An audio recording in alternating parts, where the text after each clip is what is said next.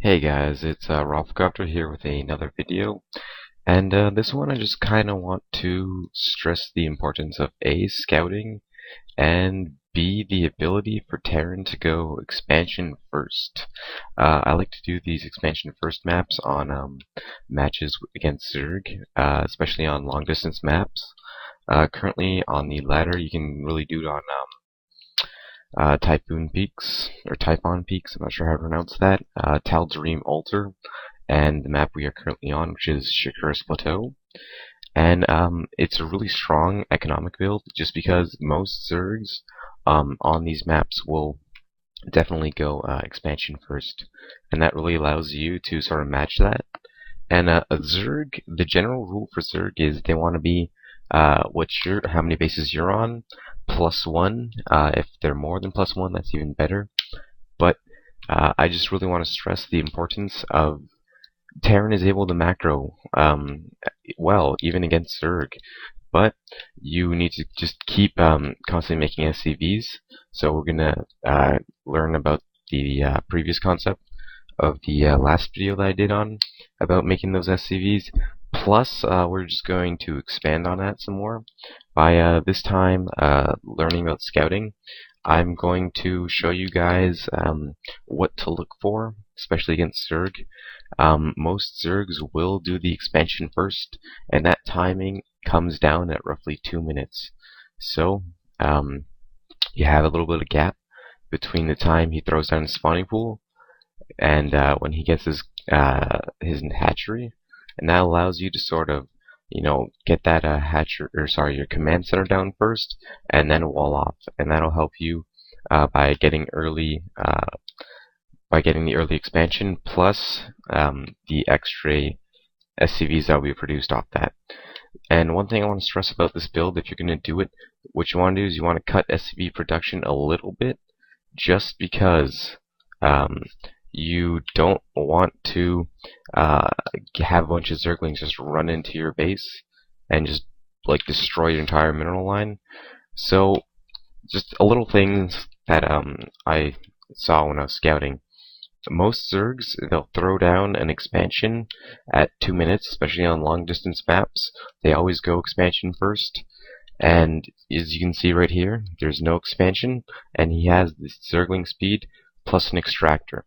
And what that means, especially on a long distance map like this, is a few things are going to happen. Either it's going to be some sort of cheese build, or he feels really unsafe, which is kind of dumb. That's probably not what's going on right here, because he should feel totally safe. There's a super long rush distance. There's not a whole lot that I can do. So it is probably cheese. And what an early gas means is it can be roaches, or it can be a baneling bust. And I don't know if you guys saw this, but when I was scouting, um, the spawning pool was shaking. Like, if you look at it, I don't like to look at the other players' views. I want to show you guys kind of like my view and what I would see, but if you can see it shaking, that means he is getting Zergling speed. So I know he was getting Zergling speed, and that's really characteristic of a Baneling bust, because once he breaks down those rocks, or sorry, not the rocks, the bunkers and the depots, he's going to run in with those Zerglings to try to cause as much damage as possible. So I know I didn't scout the Banelings, but I know that there was a spawning pool, and I scout again, no expansion. This means 100% it's cheese or hidden expo. I'm not too sure right now, but I look over there, and I see the Banelings. This is a Baneling bust 100%, and I was kind of thinking it was going to be, so what I do is I throw down those barracks, because the weakest part of this defense is that supply depot. It has the lowest amount of health, 400 versus 1,000. So what I do is I reinforce it with some more bunkers, just so he's going to need more banelings to roll in and break through my defenses. And here I'm just kind of scouting with those marines, seeing if there's any overlords. But as you can see, SCV production, it doesn't stop. Right now I'm kind of panicking. I'm like, oh shit, it is a baneling bust. So I'm trying to defend as much as I can. Oh, excuse me there. Trying to defend as much as I can. And just a little tip there about baneling busts. Just want to scroll back like a tiny bit. What you want to do is with those bunkers, you don't want to put your Marines in it, because when they roll in and that all gets blown up, any Marines are in there that are like free kills for the banelings, and you don't want to be giving people free kills. So you just put them behind the bunkers so they don't die when those banelings roll in to explode and break down your wall. So he comes in here, blasts through, and as you can see, I have only these Marines in that bunker. The reason is because I know that's the weakest point. That's where he's going to break through. So I know that he's not going to come here. And if I'm going to hide any Marines in a bunker, it should be here, because he's not going to go this way. He's not going to try to attack through here. He's not going to try to attack through here, because it takes too many banelings as opposed to just breaking through the top here. And that's the easiest way. So I know that. And then I cover the stronger side, and I keep those Marines protected. So when the time does come, I'm good to go. I have Marines to defend. And now I see Zerglings come in. Zerglings come in.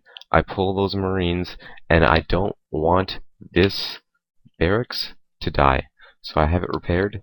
And the key thing about stopping a baneling bust is, if it does succeed and he's in your base, you want to kill off those Zerglings. You don't want to spend all your time on this right here. Oh, I'm a normal, excuse me. But as you can see, I immediately, the first thing I do, or maybe like the second thing I do, I think I just take those Marines out and send them to kill it. Let's just see. So I'm looking over here. That gets broken. Yeah, I just send the Marines out, and I just move them. And then, because the last thing you want to have when you're stopping a baneling bust is more banelings rolling in. And you see, I queue it to wall it off so he can't run more speedlings in. Because the last thing you want in a situation like this is where you stop the baneling bust, and then you look over to your wall and you just see like 300 more Zerglings flood in, and you're back to square one. So that's something you don't want to do. And now, I know this sounds kind of crazy, but when someone cheeses you, you want to be attacking him right after the cheese happens. I know people are scared and like, oh man, he must be trying to come back for like another round, trying to kill me off again. But the thing is about cheese is they sacrifice their economy to try to get this quick win. And especially against the Zerg, you do not want to give him the time to drone up, especially when he tries to cheese you. And, you know, he has that load and drone count. Sorry, I think I messed that up. Load drone count. And the last thing you want to do is let him drone up hard. And, you know, you want to just capitalize on that advantage that he threw away his economy to try to end this game quickly. So you want to pressure him a lot. I mean, you can just like throw units at him. But the thing is, you got to keep making SCVs. See, SCVs still being made. A little tip from before that I queue things up. Just an extra one if I think I'm going to be microing and I won't have my attention on my my SCV production. So I send one Marine up just to scout, because the last thing you want to do is have like 9 banelings just at the top of the ramp and you just walk straight into it. So I snipe the Queen. If you're in a Zerg's base, the sort of like priorities that I would set of what you want to be attacking is Queen, Overlord, then drones. Queens are really key. I mean, it's like the biggest part of the Zerg macro. Overlord, obviously, I think that's pretty obvious. Overlords, they make the supply. If you cut down those Overlords, they have to spend 100 minerals to cover the cost of the dead Overlord. Plus, he might be supply blocked, so that also forces him to stop production. He has that larva buildup. And just the thing is about cheese, you want to get ahead economically by constantly building those SCVs. Plus, what you want to do is just keep pressuring him. And a lot of things that Zerg might do if the cheese fails, they may try cheese again. What you want to do is you want to watch out for like a Nidus worm, something like that. but I'm pretty sure when I went over there, oh no, he does have a lair, and I'm pretty sure that I do send units to uh, this area over here just to watch for any overlords who may try to spot for any Nidus worms that could come into my base. That'd be pretty disastrous. But I do know that he is going Zergling and Baneling. So what I do is I keep going Marines, and I keep going, I throw down some factories to make some Hellions, and mixed with those, it just destroys everything. So I see with that Marine over here, I'm scouting, no expansions up there, and 12 minutes in, or 13 minutes in, he really wants to have that expansion up there going, so I know this is going to be pretty all in.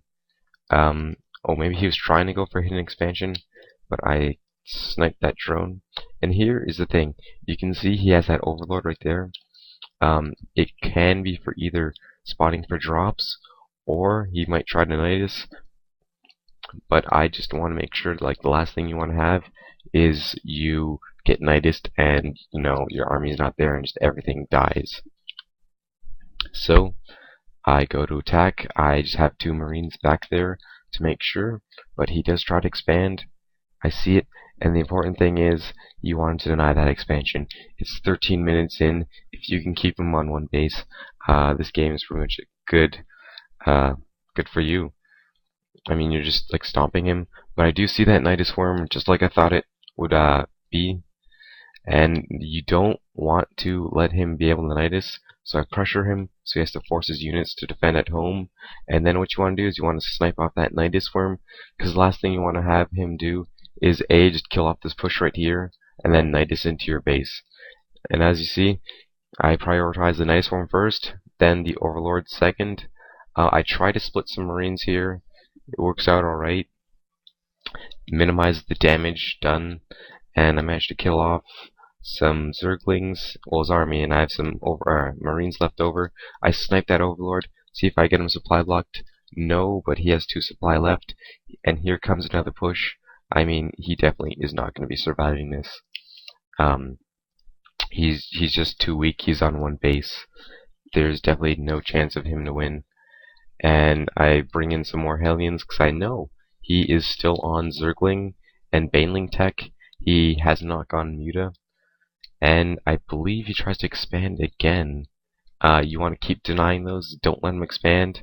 And you can see that I myself did a double expand.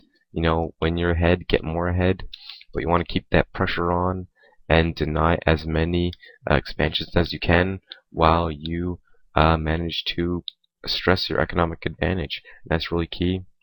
And here he just flies right into the Marines, just mowed him down. And this is basically game. If you're one basing the Zerg, I mean, it's over. And as Terrans, if we can, you know, just cut down those hatcheries, you know, kill off those drones, you're just so far ahead. And he's right, it was a weird game. Generally, you would not expect the Terran to be the one who goes expansion first. But I hope you guys learned something, that, you know, Terran can play a macro game, but what you want to do is when you get that expansion, you also want to be focusing on taking the fight to the Zerg and not allowing the drone while you stress your advantage of making SCVs. And like before, 60 SCVs minimum. You want to keep a base, or sorry, 2 bases fully saturated, and anything else is good too. You know, those 2 were about to be done. It was definitely over. 4 base against 1. He had no chance. See you guys.